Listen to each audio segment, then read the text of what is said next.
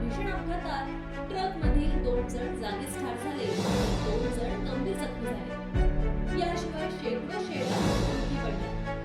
Yavatmal